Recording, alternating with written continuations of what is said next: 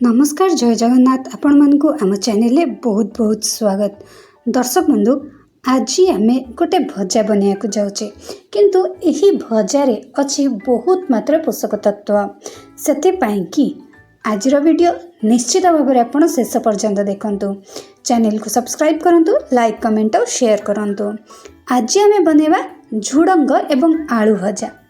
झुडंग अच्छी बहुत मात्रा रे पोषक तत्व जेपरी vitamin A, vitamin C, calcium, magnesium और पोटासियम जहाँ आम स्वास्थ्य पे अत्यंत आवश्यक होता है।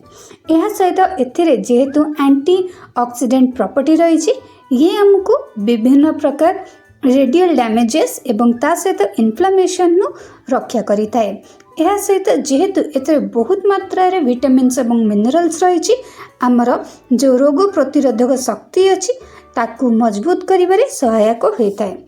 यह सहित शरीर में आमर कोलेस्ट्रॉल लेवल को कम करिबो एवं ता सहित आम हृदय को सुस्थ मध्य रखिथाए।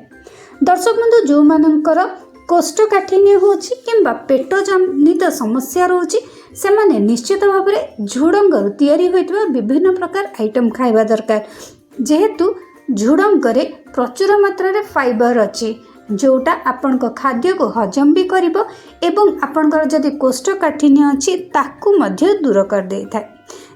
ता सहित जेहेतु एथरे आमे आलू ऐड करूचे सेतिपाई कि एथिरे हमको कार्बोहाइड्रेट्स मध्य मिल जाउची।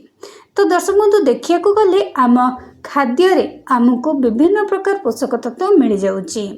यह सहित आमे एटा सोरिष तेल रे करूचे जो थिरे आम शरीर को जेतिकी गुड फैट मिलवा कथा सेटा मध्य मिल जाउची।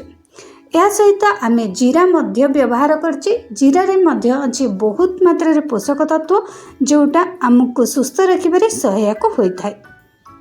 तो दर्शक बंधु आपण माने जानी गले कि कौन पय आपण प्रतिदिन खाद्य रे निश्चित भाव में झुडंग खाइबा दरकार। एथेरे थिबा पोषक तत्व आपण को सुस्थ रखिबो, विभिन्न प्रकार रोगरु मध्य आपण को दूरे रखिथाए।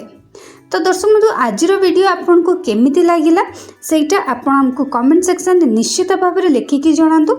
आमे आपण को सहित देखाबो किछि एमती नुआ इंटरेस्टिंग वीडियो रे। चैनल को सब्सक्राइब करंतु, लाइक कमेंट और शेयर करंतु।